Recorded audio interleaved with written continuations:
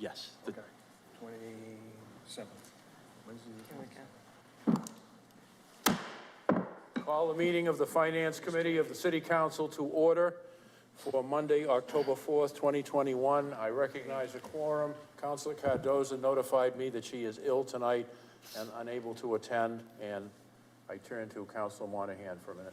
Thank you, Mr. Chairman. We'd just like to have a moment of silence for Hank D'Italia. We lost him last week, another champion of the city, License Commission Chairman. One of the few characters that we got left in the city these days. This is really a great man. I think most of us in the council have known him pretty well. Councilor Farwell, Councilor Azak, we've all had dealings with him over the years. He used to call me once a week just to check up on things, see how things were going, but really kind of a surprise, but just like to have a moment of silence for him and his family. Thank you.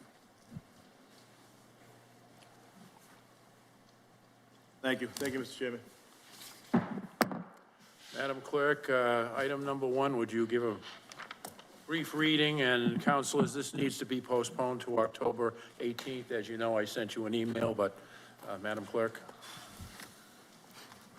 Ordered in accordance with the general laws of Massachusetts, Chapter 44, recommending that the City Council authorize the appropriation up to an amount of $34,590,793 from unappropriated estimated receipts, American Rescue Plan Act, ARPA, disbursement of purposes of COVID response, mitigation, and prevention activities. These funds are to be expended at the sole discretion of the mayor without a detrimental impact on the continuous provisions of the existing level of municipal services. Invited Honorable Mayor Robert Sullivan, Troy Clarkson, Chief Financial Officer, Shannon Resnick, Legislative Counsel. Is there a motion to postpone? So motion to postpone. Second. Is motion properly made and seconded to postpone? All in favor? All opposed? It is a vote. Madam Clerk, item number 2. Ordered in accordance with the general laws of Massachusetts, Chapter 44, recommending that the City Council authorize the acceptance and expenditure of the grant award in the amount of $282,379.13 from the Executive Office of Public Safety and Security, State 911 Department, Fiscal 22 State 911 Department Training Grant to the City of Brockton Police Department, Fiscal 22 State 911 Department Training Grant Fund. Invited Troy Clarkson, Chief Financial Officer, Emmanuel Gomes, Chief of Police, Michelle St. James, Grant Coordinator, Brockton Police Department. Good evening, Ms. St. James. Good evening, Mr. Chair. Good evening, councilors. This is a grant that we get every year. This is to ensure that we have funding for the training of our emergency telecommunicators and patrol officers who work in dispatch or as emergency telecommunicators, as well as the fire operators. State 911 mandates that there's 16 hours of continuing education every year, and this pays for that, as well as class fees, the overtime, and any manuals we need for in-house training. Any questions, councilors? Motion favor recommendation. Second. Motion made and properly seconded to recommend favorably. All in favor? All opposed? It is a vote. Thank you. Item number 3. Ordered in accordance with the general laws of Massachusetts, Chapter 44, recommending that the City Council authorize the acceptance and expenditure of the grant award in the amount of $1 million from the Department of Public Health to the Board of Health, Fiscal 22 Department of Public Health, Grant Fund $500,000, and Board of Health in Fiscal 23 Department of Public Health, Grant Fund $500,000. Invited Troy Clarkson, Chief Financial Officer, Dr. Eno Montesir, Executive Health Officer. Mr. Clarkson, please proceed. Good evening, Mr. Chairman and members of the council. Thank you. As you know, since early 2020, the city has been involved in addressing the issues related to the COVID-19 pandemic, and the infection rates here in Brockton were among the highest in the Commonwealth. With the assistance of the CARES Act funding from the county, we were able to address most of our needs to combat that pandemic. As that is winding down, in fact, all expenditures with the CARES money have to be complete and submitted by December 31st of this calendar year.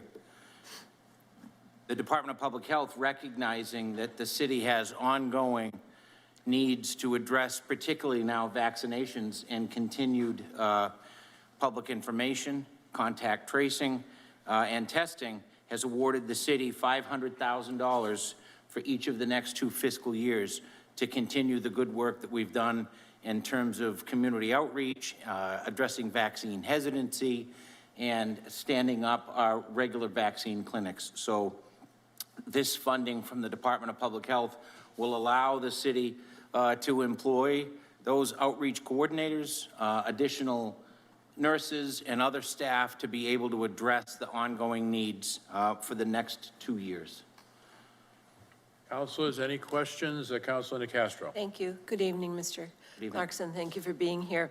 So it might have even been at our last Finance Committee meeting, we spoke about the transition, the desired transition to from a Board of Health to a health department. And so that would require hiring people with certain level of skills and experience in education and such. Can we use these funds for at least some of that?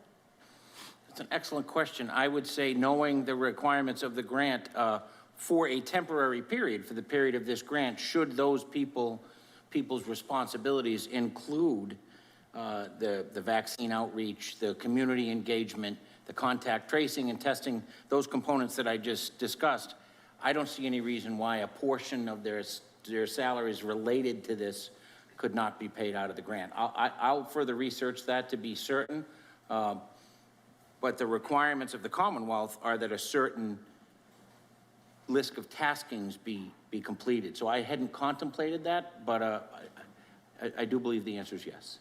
Okay, thank you. And if you find out anything different, please let me know. I sure and will. My other question is, these funds are supposed to be given to us over 2 years or given to us at once and spent over 2 years?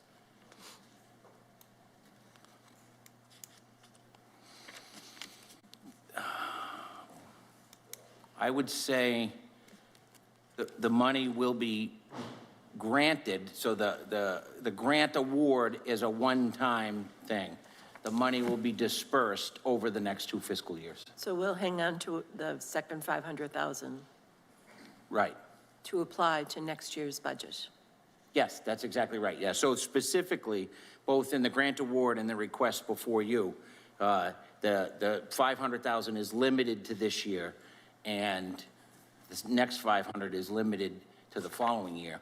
In order to stay on top of that, my office has teamed up with Dr. Mondesor and has set up regular meetings where we actually meet to go over the expenses and the proposed expenses, and we're monitoring the expenses very closely to make sure that we don't get towards the end of the fiscal year and have money left over, because this is obviously important public health service that we're conducting. So we want to make sure we're not only spending it wisely and appropriately, but that we are indeed spending it to get the most out of the grant from the Commonwealth. And how will we know what you're using the second $500,000 on? Well, I am neither a scientist nor an epidemiologist, but I do believe that a year from now, there will still be impacts of the pandemic and public health activities related to that. So I'm suggesting, not asserting, that the same activities that we'll conduct this year will be ongoing next year. Okay, so maybe I'll invite you back just to report on progress or... Happy to do that, yes, absolutely. In fact, we have regular meetings, so I'm happy to keep the council apprised of the work that's being done in that working group, because it was put together with the express purpose of being able to track and understand how this money was being spent. Thank you, Mr. Clarkson. Thank you, Mr. Chair. Anyone else? Motion for favorable recommendation back to Seoul City Council. Motion made, properly seconded to recommend favorably. All in favor? All opposed? It is a vote. Madam Clerk, item number 4. Ordered in accordance with the general laws of Massachusetts, Chapter 44, recommending that the City Council authorize the appropriation of $4,503,179.20 from the Stabilization Fund and ARPA funds to the Fire Fiscal 20 Personal Services other than overtime, $1,591,149.81. And other, I'm sorry, I think I skipped a line. Retroactive payment, fiscal 20 overtime retroactive payment $457,335.82, $25,211.37. Fiscal 21 personal services other than overtime, $1,313,816.82, retroactive payment. Fire fiscal 21 overtime retroactive payment of $67,209.56.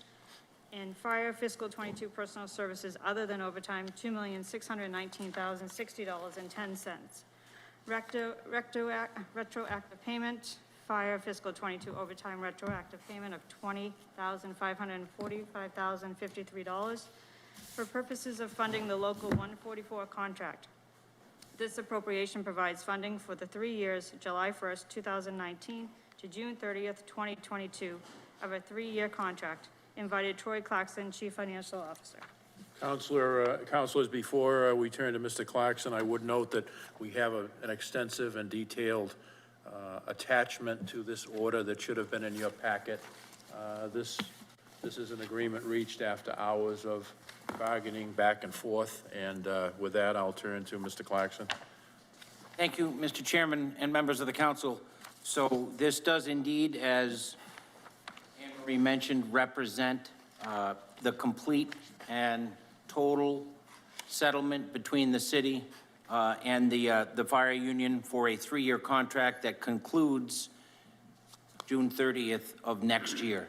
So because we are in the middle of that contract, the settlement does include retroactive payments. We're using a variety of funding sources because the federal assistance allows us to use that for payments in recognition of the hazardous duty by our first responders during the pandemic. So we were able to craft an agreement that for at least the duration of this agreement will allow it to be partially funded through federal assistance. As your chief financial officer and someone who participated in these negotiations, I can tell you that this settlement is responsible, it's sustainable, and it is consistent with what other public safety unions around the Commonwealth are settling for. So it recognizes the good work of our firefighters, but does so in a fiscally responsible manner. As the chairman mentioned, the full text of the memorandum of agreement is attached to the order. I can certainly answer any specific questions, but I'm comfortable standing here before you saying that this is a fiscally responsible agreement. Any questions, councilors? Motion to recommend favorably. On the motion. All right, there's a motion and seconded by Councilor Rodriguez. On the motion, Councilor Monahan. Yes, good evening, Troy. So we're always 2 years behind on contracts, not just this one. Are we gonna come to next year and be able to actually have a contract that actually lasts 3 years without having to wait and go back? Because it's like, it's the same, every contract, police, fire, everything, it's always 2 years retro and then 6 months, and you're into another one. So are we gonna be able to start funding down the road so they don't have to go 2 years without a contract, or any of them go out with a contract again? So, great question, Councilor, and I would never propose to put words in the mouths of the men and women behind me, but I can tell you that the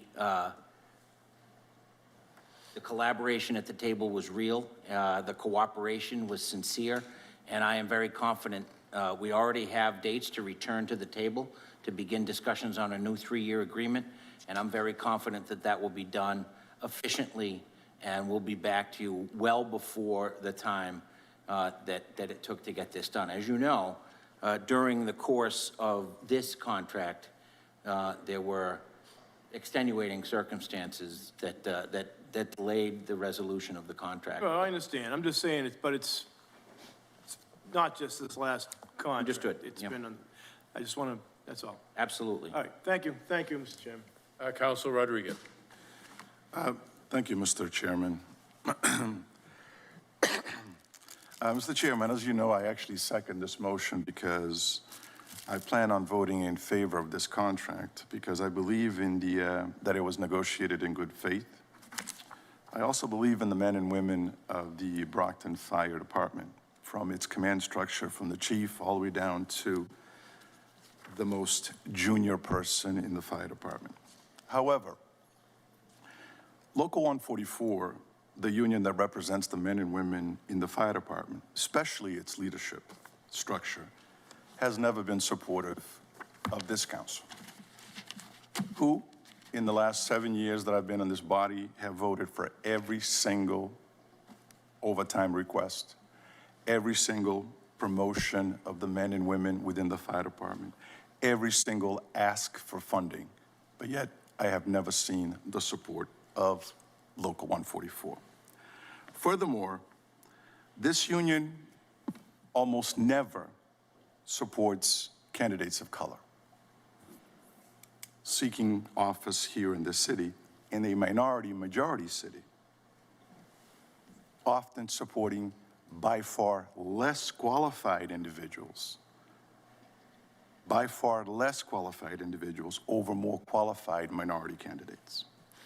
It is my hope that the leadership of this union will begin to realize that there is diversity within this city, rich with diverse folks, with where 60% of its residents are now residents of color, some of whom who will be seeking office in this city in the near future. It is also my hope that this leadership group of Local 144 will begin to join the rest of us and the rest of this country in beginning to ignore the color of our skins and begin to judge individuals based on our character, what we have done for this city, and the love that we have for this community. As I said, Mr. Chairman, I will be supporting this contract because I believe it was negotiated in good faith, but I needed to say what I just said because it's something that I deeply, deeply find troubling in this city as diverse as this city. Thank you, Mr. Chairman. Counselor, I always respect comments by counselors, whether I agree with them or not. But I don't know that we're in a position to suggest that they haven't judged candidates by the content of their character, their intellect, and their commitment. And I would say... Mr. Chairman, with all due respect, let it me wasn't finish. open for discussion. This was just a statement that I made on my vote. You brought it up, so now we all have a right to comment as elected officials. I would hope that we wouldn't engage in criticism of how a union conducts itself privately with their money as they either choose to support a candidate or not. And I was just taken aback by those comments because I've never known the firemen, and not because they're here. I mean, I used to work with them. I've never known them to be anything but colorblind and supportive of everyone they can. And the fact that they don't support a particular candidate, that's their business, respectfully. That's their business, Counselor, not ours. And it certainly has nothing to do with fair collective bargaining under Chapter 140E. But that's my comment. So is there a, I think there was a, go ahead, Counsel Alley. Thank you, Mr. Chairman. I call the vote. All right, the motion's been made to call a vote. Just for the record, who made the motion to recommend favorably? Again, Counsel Alley, and who seconded? Counsel Rodriguez. All those in favor of recommending favorably? All those opposed? It is a vote. Madam Clerk, the next one, please. Resolved to invite Ms. Cynthia Hogan Scrivani, Executive Director of the Elections Commission, to appear before the Finance Committee to discuss the September 14th preliminary election, including without limitations, personnel and mechanical issues, and how to address them before the November 2nd general election. Invited Cynthia Scrivani, Executive Director of Elections, Joseph Moses Jr., Elections Board Member, Jane Parker, Elections Board Member, Tanya Tillman, Elections Board Member, Frederick McDermott, Elections Board Member. Councilors, we'll just take a 1-minute recess and allow people to leave. I feel that they're not supportive. I know what he was doing.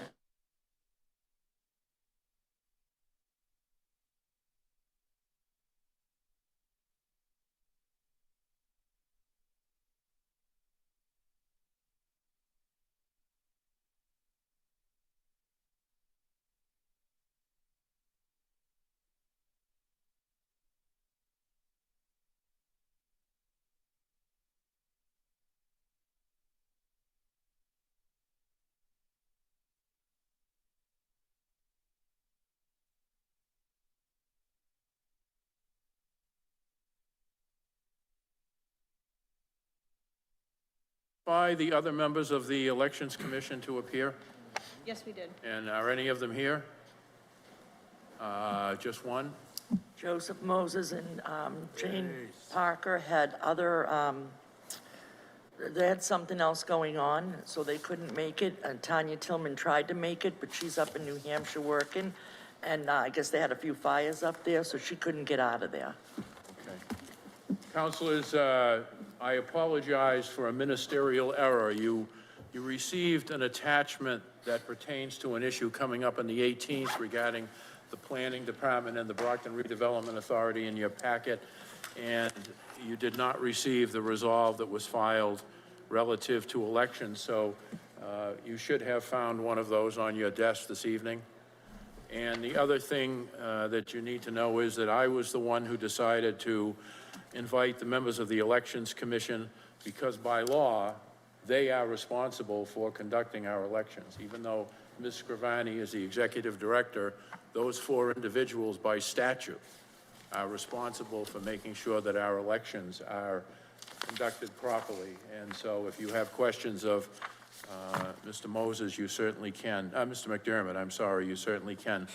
And Councilor Nicastro, I believe you and Councilor Mendes filed this, so Yes, why don't you start?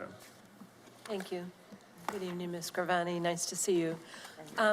Give us an overview of what happened on preliminary election day, because all of us are aware of certain issues that arose as part of how the day went on with the preliminary election.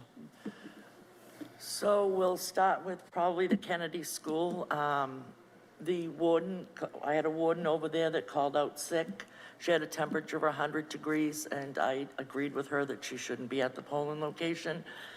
The warden was hesitant about, the clerk was hesitant about stepping up into the warden's shoes, even though they are trained, both the same, they're to know each other's jobs, just in case something like that happens, the clerk can step up. Well, the clerk was hesitant about doing it. I asked him if he knew how to get the machine running so that we could at least start the election. He said that he did.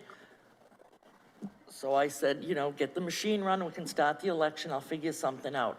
I had two other polling locations where I had brand new people there. So I was at those polling locations, getting those machines up and running, showing them how to get that done. And then I got a call from the mayor saying that Kennedy School was not open yet. I flew up there and he informed me that he could not open the polls yet because he couldn't find where we swear in the poll workers before they start. He couldn't find where that swearing in was. He didn't call my office to ask where it was. When I got there, I pretty much told him that I don't care if you don't swear them in until after we open the doors, but the polls, and I stress this at every meeting that I have, the polls must be open at 7 o'clock. Going forward, I am making a manual that pretty much for everything you need to do from A to Z, with tabs so you could look it up if you're not sure where you are. So if a warden and clerk didn't show up, an inspector could open up the polls. Another incident at Campello High Rise, the public property guys bring the ballot boxes to the polling locations usually Friday or Monday before the election. We got a call that there was no ballot box there. Of course, I called public property and said, what happened? There's no ballot box there. One of the guys assured me that he brought it there personally. He went looking for it, couldn't find it anywhere. Had to go to West Junior High, get another ballot box to bring it down to Campello High Rise so that they could get the polls open. So they were open a little after 7, I believe it was. Again, going forward, I'll have a manual. We have more workers in place. I have gotten more applications. I have reached out to the schools. They have assured me that there's kids that need community service work, so that in the language department, so we will have a lot of students for this November, and I personally will be at Kennedy School to make sure that it is open on time this election. Ms. Gravani, I don't know if you had the opportunity to reach out to Brockton Housing Authority, which hosts the 4D voting at Campello High Rise. If you'd like, I'm happy to reach out to them to see if there's a way the room where you leave the ballot box and all the supplies can be secured until election day. Yeah, well, I actually haven't reached out to them. I have just asked Public Property if they could just drop that box off at 6 in the morning on election morning. Okay, that's good. That's very good. And that's, I've never heard of such a thing. I just can't imagine where that box went. Okay, and you and I did speak about, for many years, the 4A precinct voted at Emmanuel House, now known as Connemara Campello Healthcare. And that was changed last year at the height of COVID to the Gilmore School. So now there are 2 precincts in Ward 4 voting at the Gilmore School. There wasn't really a sign on the door to tell people who voted by mail last year and did show up at Emmanuel House. So you're going to have a sign made up and placed on that door. I am, yes, and we notified every registered voter in 4A that it was being changed. Yes. And all notices that get sent out now for any new registered voter also says that they voted at Gilmore School. But I am gonna reach out to Connemara and make sure that I can get a sign up there saying that they do vote at Gilmore School. As you know, they're concerned about having members of the public come into the building because of COVID. Exactly, the And same with impacts on the their Douglas seniors. House, too. That's We right. had to move the Douglas House because there's a lot of elderly, and we use a lot of retired people and a lot of elderly people. And they don't want to come out during COVID. They're nervous about it, and I can't blame them. They're older, so. Right. It's been a little challenging, but I do want to give Janice over at the Council on Aging. She did a robocall to all the seniors, which worked out very well. The Saturday before the election, I did a training for maybe a dozen people, and even some of them had told their children about it, so I got some younger people in there also. And I got a couple of them brand new wardens, and I had less problems with them than I did with some of the ones we've had for a long time. So they worked out really well. So thanks, Janice. Tell us about the stipend that's paid to people who work the polls. So right now, we pay them, the inspectors, $150 for the day, and wardens and clerks, $200 for the day. It's a very long day, and I think that might be part of the reason why we can't get younger people to come in and work for us. The retired people, they're just kind of like, oh, they want to do their civic duty, and they're not really caring about the money. But the younger generation kind of needs the money or wants the money, and their time is worth something. And they just don't feel as though $150 or $200 is enough for a 15-hour day. Do you foresee that we should be thinking about increasing that stipend? I personally think that, yes, we should probably increase that stipend a little to attract some younger and maybe college students even who are in a social science program. They can see how the election process works. So I think that would be helpful. And do you feel that your workers are adequately trained? Do you feel like they get enough information? I do feel, and I invite any one of you to come to any one of my trainings that I have. I do go over everything from A to Z. Sometimes they just don't listen. I just don't know. Sometimes I scratch my head because I explain everything, and then I know I go over at least 10 times, say, the polls have to be open at 7 o'clock. If you have a problem with the machine, there's a hand count slot. Make sure that they can come in and vote, and you can put the ballots in the hand count slot. And then, you know, I'll get there as soon as I can, or get somebody over there to figure out the machine. But it's just... And does your office support the 28 precincts where voting is taking place on election day? Does someone go by to check on them and, troubleshoot and all that?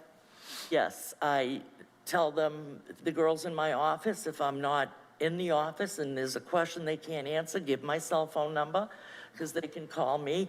And all during the day, I go around to all the different polling locations. If there's a problem with one, I'm right at, whether it's signs or the machine, or they're running out of paper, or for whatever reason, and I'm always around all day long, just going back and forth, checking all the polling locations. Thank you, Ms. Scrivani. I'm going to defer to Counselor Mendez now. Thank you, Mr. Chair. Hi, good evening. Good evening. Thank you so much for being here tonight. So as Councilor Castro said, we did speak before this meeting. So I want to show you the paper that was supposed to be showing up and handed on somewhere on the walls regarding the driver's license, but I guess they never put it up. So this was the notice, and which is nice. It does inform the voters that this is not for identification purposes, and I'm doing this because I want to make sure people at home, they see it, and they have an opportunity to see it before they come to vote in the election, so they are familiarized with this, because I thought this was great. The suggestion that I had for that is maybe translating in different languages, put it on a website, make a bigger poster, because some of the schools, it has a lot of other things that they posted up on the walls. So, or have a greeter there that will inform them if they have a driver's license. You did show us how that works on a machine, and it goes quicker. But as long as we're not using it as for identification purposes, but just to speed up the process, there's nothing wrong. It's just that people weren't expecting, I wasn't expecting either, regarding the driver's license to be asked. When I go inside to vote, I only show up because I'm busy running around. So I don't have any ID on me. So if they ask me for my driver's license, I won't have it. But now next time, I may even bring mine in my hands, because now I already know. So translating several languages, putting up on a website, having a greeter or someone there, just letting them know that they have that option, but it's not mandatory. They're not obligated to do so. So in my training classes, I was adamant that we are not to ask for IDs. It is against the law for us to ask for IDs. In every training I did, I said that. I went to a polling location and there's a warden asking for IDs. She's been with us for longer than I've been here. She knows, even without me telling her, that we're not supposed to ask for IDs. And I must have said it at least a dozen times. It's against the law. We don't, if they want to give you their ID, we can take it, but we cannot ask for an ID. I cannot tell you how many calls I got because people are asking for IDs. And, yeah, sorry. Another complaint that we also received over at the Hancock Street, they were saying, okay, give me the first 3 letters of your last name, first 3 letters of your first name. Oh, you live at 123 Main Street. Sure. And that Again, also. So in my training, again, because they've been doing it for a long time, and I tell them that you do have to still repeat the name and address in a loud, clear voice. When I did the training, I did a name. I only punched in the first 3 letters of the last name and the first 3 letters of the first name. That's how I looked them up. That was my mistake, because now I heard that they were asking just for the first 3 letters of the last name and the first 3 letters of the first name. They'd repeat the name, and then they'd ask the address. I say, there's a sign right there that says the voter gives the name and address. I tell them, you have to repeat it back in a loud, clear voice. I was at a polling location talking to the warden. A voter came in. I did not hear the inspector say the person's name in a loud, clear voice. I went over and told that inspector, you're supposed to say the name in a loud, clear voice. I know I mentioned that several times in my class. I go over to talk to the warden again. The very next person comes in, She does the same thing.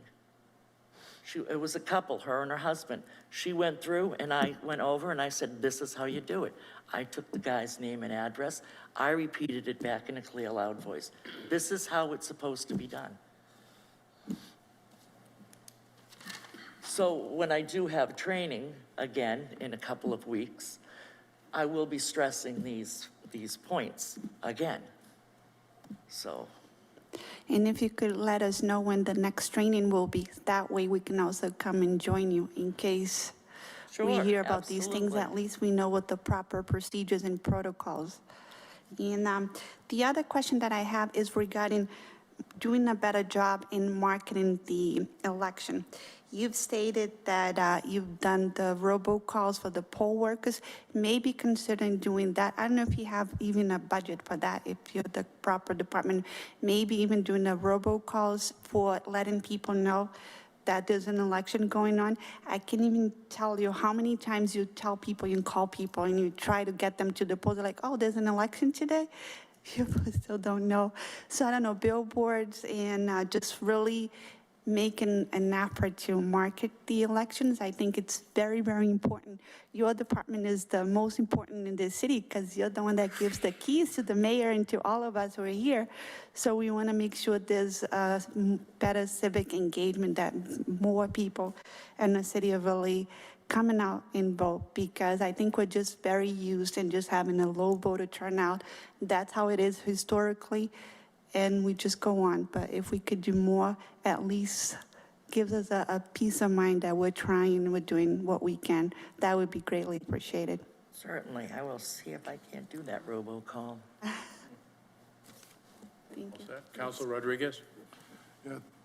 Thank you, Mr. Chairman. I am glad that Council Mendes actually brought up the issue with promoting elections. And I believe your folks do a great job with elections with what we have. But my question to you is, do you have enough resources, money-wise, to run a little more of a promotional type of an election in the city? Excuse me, and I would say probably not, because we've been pretty much level funded for years, so I haven't asked for any more money than we've asked for 5 years ago. So while I'm all set to run an election, to promote it, maybe not so much. Because one of the issues that we have is the fact that on election day we do a very good job in dealing with election issues. But I think we need to do a little bit better of a job, a week out, 2 weeks out, to let people know that election days are coming. I mean, I drive through some of the local towns going to Braintree, Avon, Holbrook, Randolph, Braintree itself, and you see signs all over the place that basically says, September such and such is election day, and this is way ahead of the election time. So I think we probably could use some signage, at least in the main drags, like the little A-frames that we have that says vote today. But if we can come up with something like that to basically say general elections November 2nd, for instance, for this coming year, so we can put out weeks ahead, in the sense, just to kind of give some individuals some knowledge that there's, I couldn't care less who they vote for, but at least to know that there's an election process coming up so that they can participate. I told some folks the other day, hey, you want to go vote? Go vote a blank ballot, just to vote, participate. You don't have to vote for anybody that you don't want to vote for. But at least participate. But a lot of times people have no idea that elections are coming, and sometimes we say, well, it's in the web page, it's on the website, it's on Facebook. But a lot of times the seniors that we're dealing with don't go through the website, are not on Facebook. So a reminder. And election days change constantly, especially the primaries. It's never consistent. We know that the general, is on the first Tuesday of every election cycle, but the primaries change all over the place. So sometimes it's kind of hard to inform the community of when the election is. So I would suggest that, you know, you get together with the mayor and come up with something to be, at least to be able to purchase some of those promotional signs that we can put in some of the main drags here in the city, you know, on Main Street, on Belmont Street, on By the Pearl, mall. some of the other places, just to remind them when elections are coming so that they can actually participate in the election process. But keep up the good work. You guys are doing a great job. Thank you. Thank you. Thank you, Mr. Chairman. Councilor Thompson, and then Councilor Ianieri. Thank you, Mr. Chairman, and good evening, Ms. Scrivani.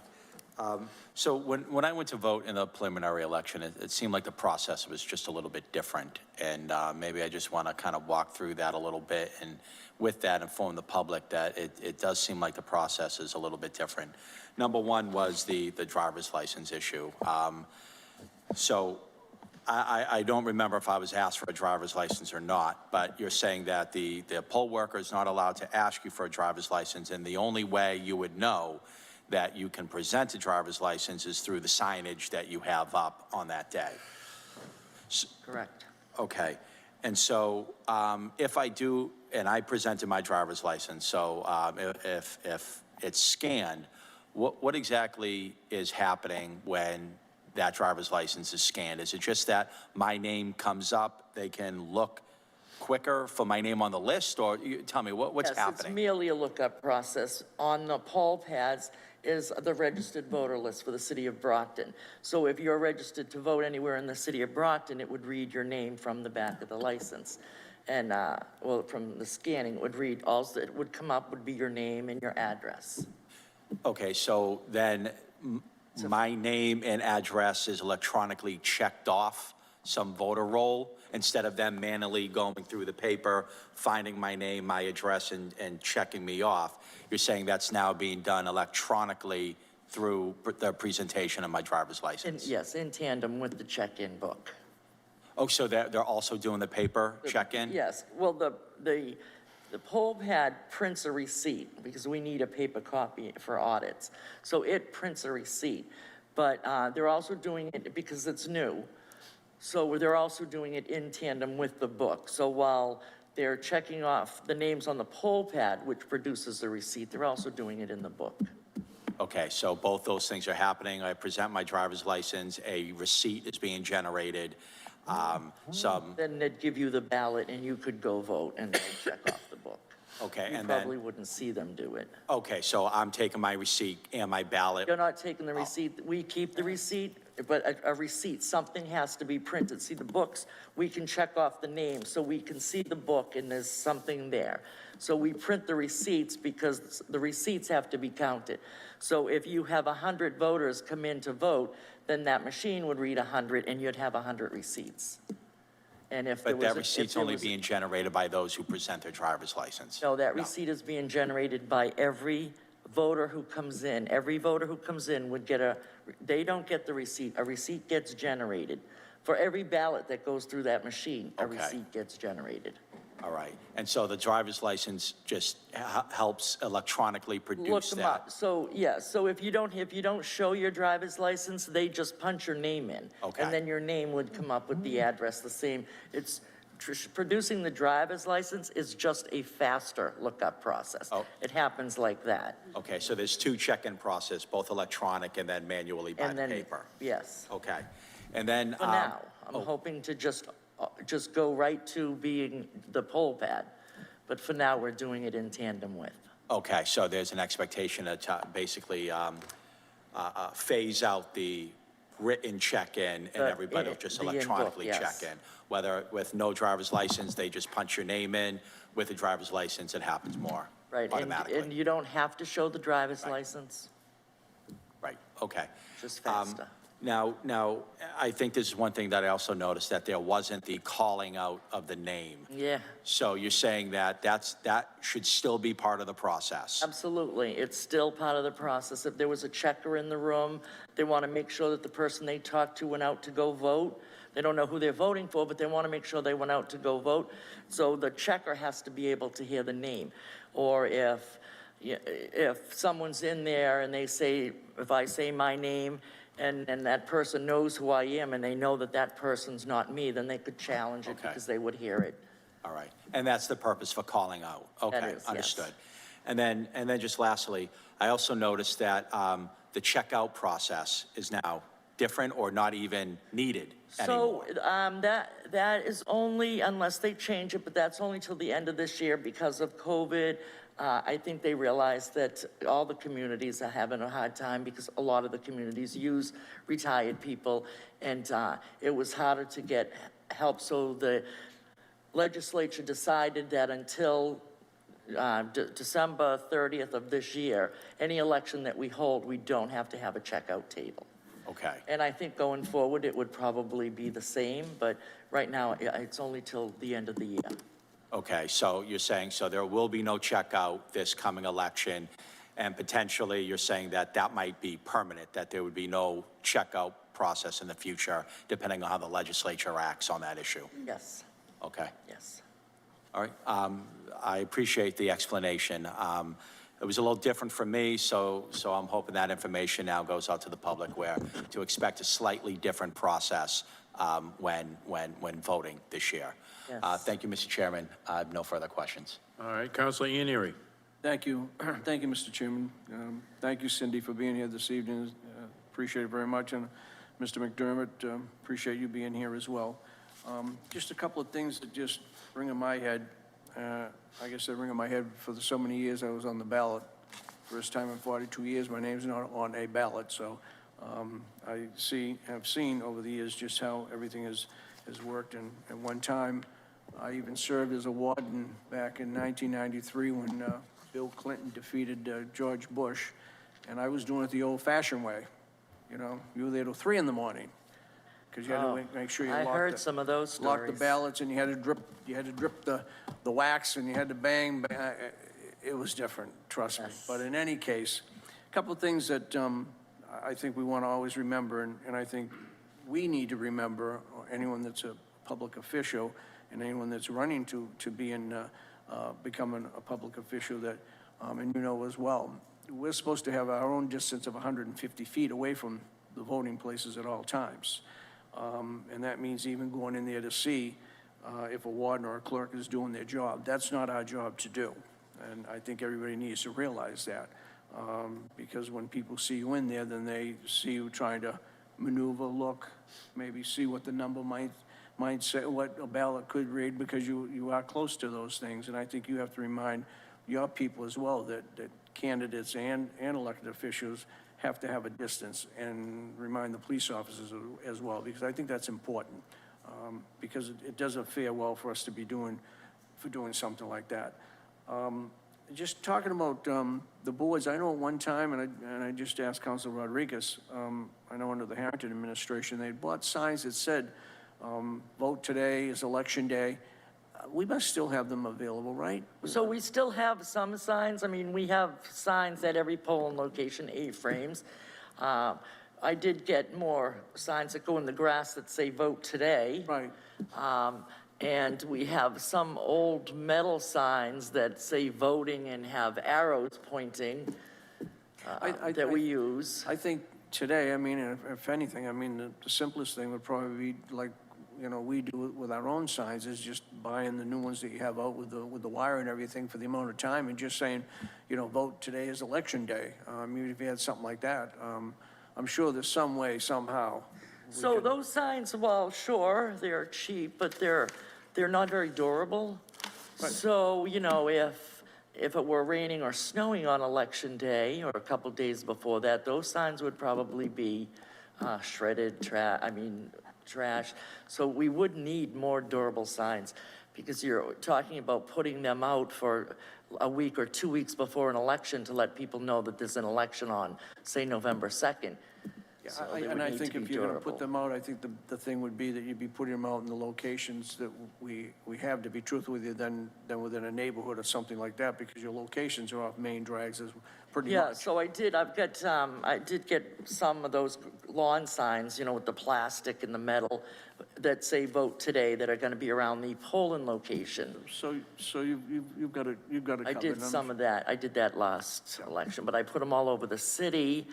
I should have targeted more closer to where the voting is happening. Yeah, well, you know that, so you know that's something that you can do.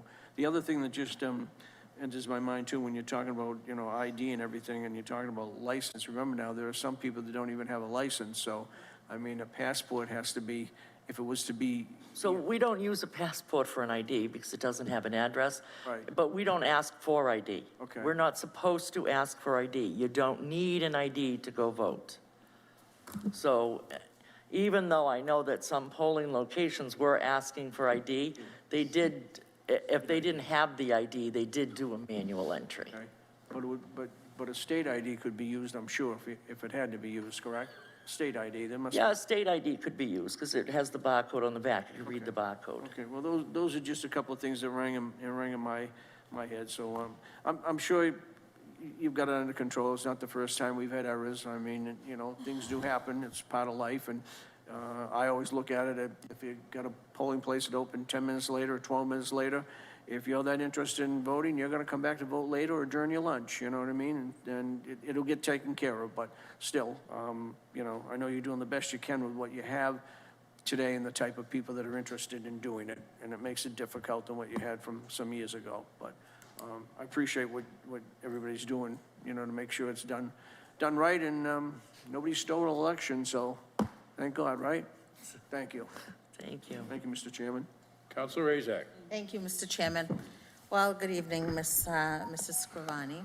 As you know, I was involved with the election process for well over 20 years. So when I heard of what was happening the day of the preliminary, I felt so bad for you because I knew so much was out of your hands.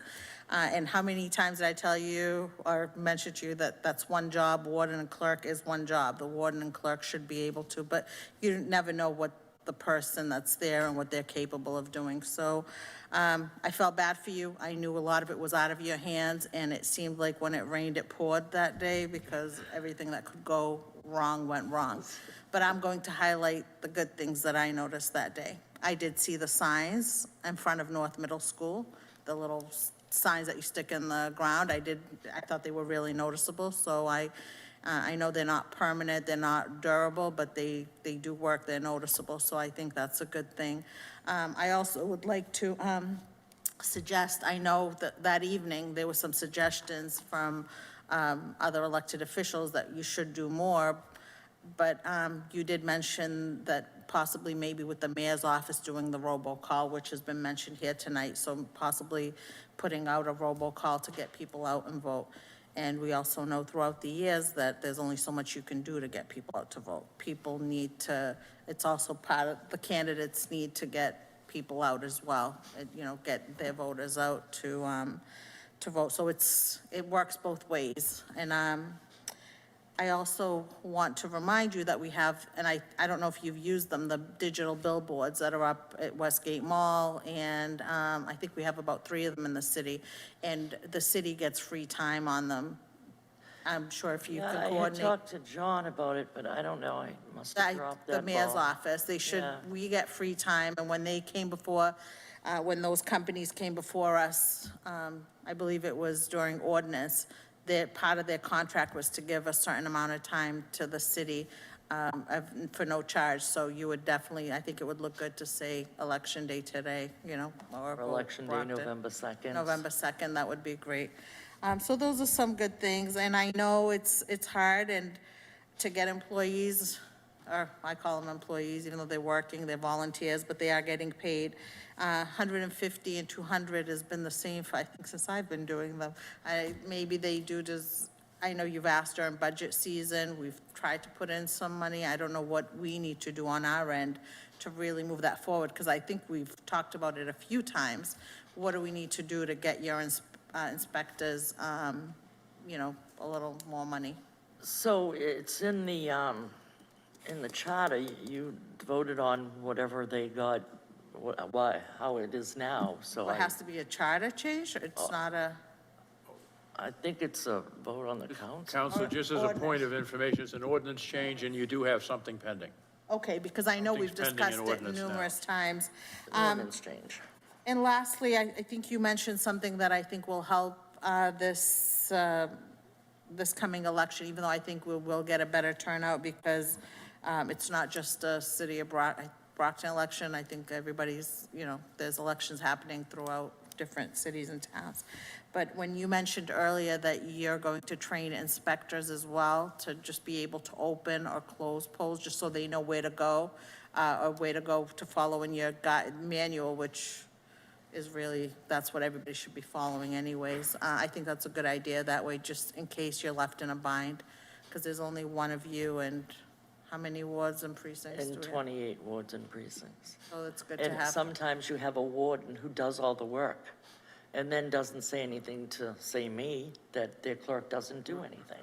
They just do all the work for them, sign it off, okay, we go home. And you don't know that the clerk doesn't know anything until the warden's not there. Which is true. But thank you for all you do. Thank you. Mr. Chairman. Councilor Castro. Thank you.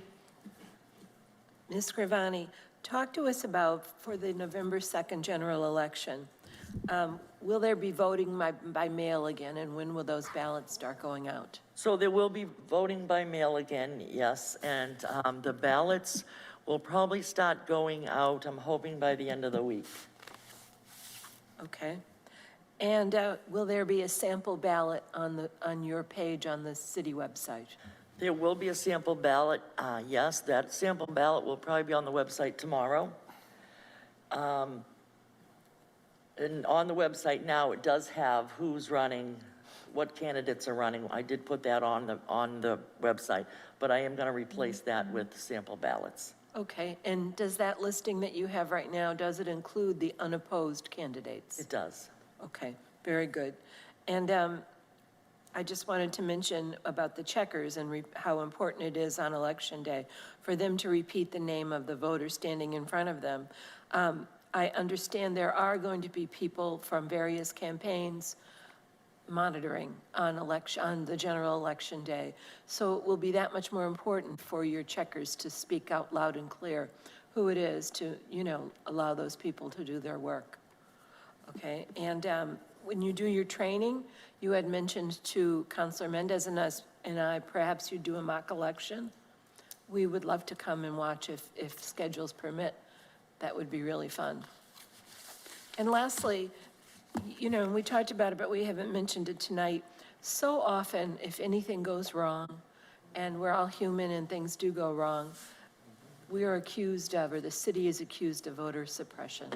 And that just goes right in my heart and twists the knife, because I know how hard you work. I know how hard the city works to get this right on the 2 election days a year.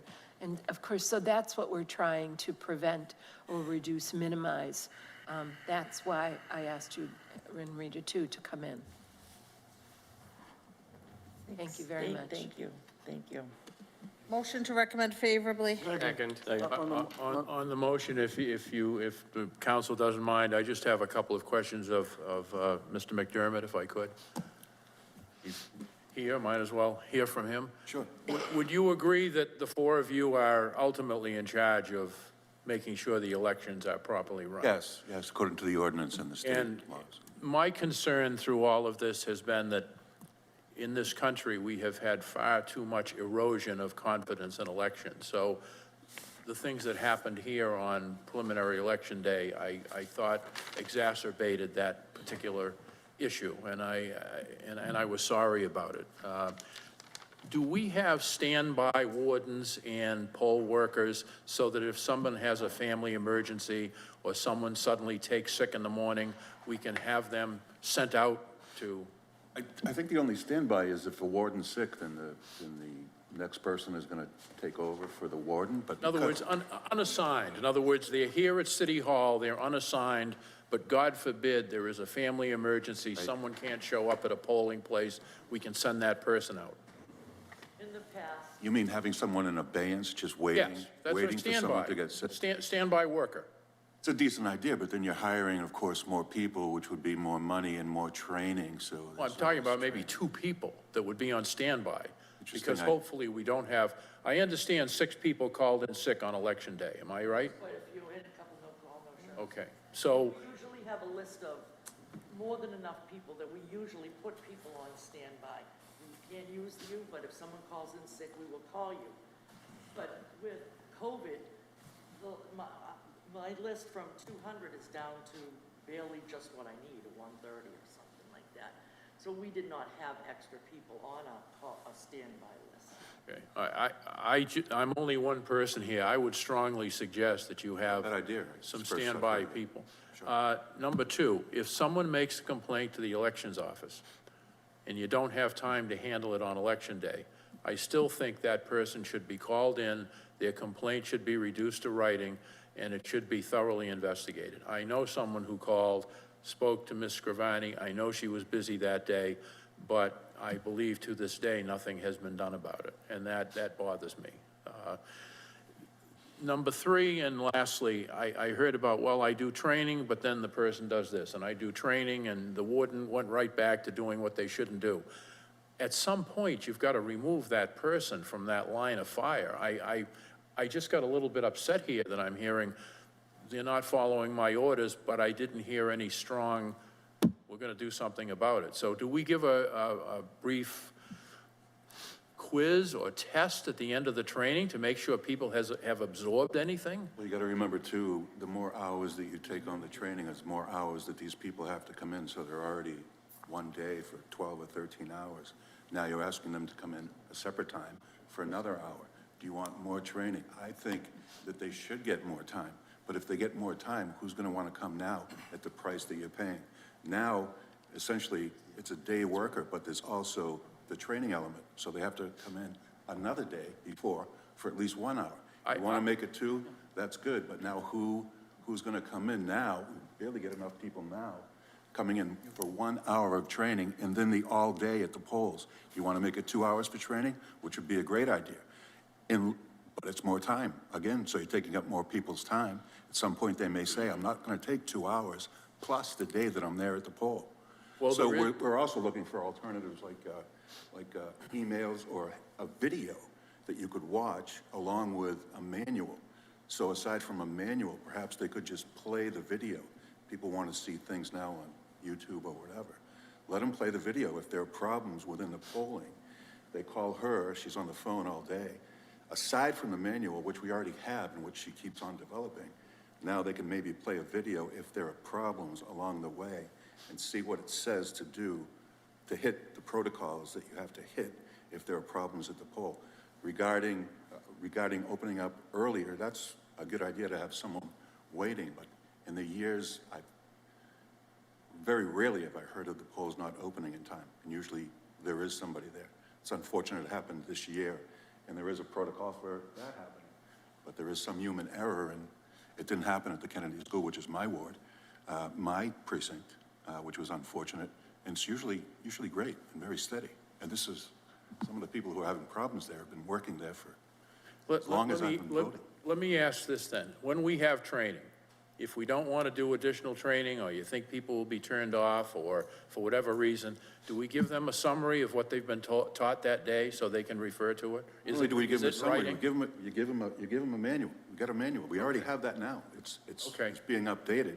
But if they forget or they want to refer to the manual, they can do that.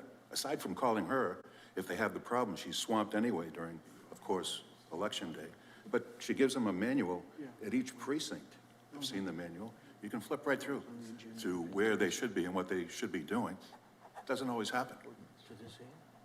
Well, I'll just close by saying, councilors, we're talking about the integrity of municipal elections. And if the integrity of the municipal elections here in Brockton is not viewed favorably by the public, that's going to be a huge reason why no one's going to bother to vote. Why show up if, well, gee, I don't know if my polling place is going to be open and I might have to show a driver's license. I didn't have to show one. And quite frankly, I would have appreciated as a counselor to know if we were going to do something different and have driver's licenses even be considered on election day. Just a memo to us so that we would be forewarned, instead of hearing from one polling place, well, I had to scramble around, find a license. I voted at the Hancock School, and the woman didn't know me because I had to repeat my name 2 or 3 times. I didn't have to show a license. Those are the types of things that I think turn off voters, and that worries me. So, but I thank you both for coming in. I think this is a work in progress. I'm hoping the Ordinance Committee looks favorably upon raising fees for poll workers, and That hasn't come to us yet. no, I think it's coming up, what, the 27th? Then it was on the last agenda. 27th, That's right, yeah. So, Just on the thank you. motion, Yes, Counselor. if I might, since we're talking, something here bothers me. When I understand when you have your training and everything, and which you always had, and obviously the other board members are there as well. Am I correct, Attorney McDermott? No, I've seen like one training. I haven't seen Okay. a training each year, but I've followed through on. The thing that does bother me, I don't think elected officials should be at training, because I totally don't believe that's the right thing to be doing, because it almost looks like you're trying to manipulate or watch how the process is working and what you can say to be right and wrong to what you're doing, which we shouldn't be playing a role in, any candidate or any elected official. I guess I'd ask you that question, Attorney McDermott. Do you think I'm right or wrong? Because I just don't think it's a place where, if you're going to do that, then you need to invite every elected official and every candidate. Why not, if they want to come? It's an open election, it's fair, it's open, there's nothing that isn't above board. If they want to see the process of the training or the teaching, if I was an elected official, I'd like to see it, just to see what goes in. If you're talking about the integrity of the ballot box, and you might get asked questions about that. So why can't you just watch? Remember, it's only the training. There are no ballots involved. You're not forcing anybody to say anything. So, watch. Yeah, But you want to take a video, and maybe Well, see, everybody that- can take a look at the video after she does the training. Right. well, That's better for I you. understand that. I mean, well, that's me. I'm the old-fashioned guy. Sure. That's one of the reasons why I'm not sticking around, because everything's a little different today from what it used to be done some years ago. You know what I mean? Everyone wants to be a part of it and wants to make sure that, no, this is how it gets done and how we're gonna do it. Well, I don't believe in that. Be lucky and be thankful that you get the vote out and you get elected, or however. That's the way I look at it, but. I understand. I understand, but I just wanted to ask you, I mean, you would give me the attorney and the legal part of it, and that's what I wanted to know. Thank you. Thank you, You Mr. bet. Chairman. All right, so there's been a motion made and properly seconded to recommend favorably. All in favor? All opposed? It is a vote. Thank you. Thank you. Thank you very much. That is the end of the agenda. Councilor recognition, Councilor Azak, then Councilor Castro. Okay, so a moment of council's recognition. I was contacted by the co-chairwoman of the Brockton Cultural Council, Mrs. Lisa Villani, to remind everyone that the deadline for grant applications is October 15th. So for more information, please email the Brockton Cultural Council info@gmail.com. Thank you. Thank you. Councilor Castro. Thank you. In a like fashion, I was contacted by the secretary of the Brockton Cultural Council.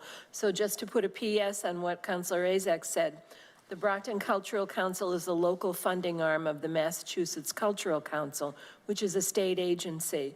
And they're accepting applications for grant funding in the arts, humanities, and the science areas. The application's online, and the deadline is October 15th. Their meetings and their deadlines are posted on the city events calendar and on their website and on the Facebook page, and there's brochures at the Brockton Public Library and in the mayor's office. They're trying very hard to identify potential recipients in the areas of arts, humanities, and science. And so I would urge our residents, if you know someone, tell them, pass this information on. It's really important. It can make a difference. Thank you. All right, anyone else? Seeing nothing further, meeting adjourned.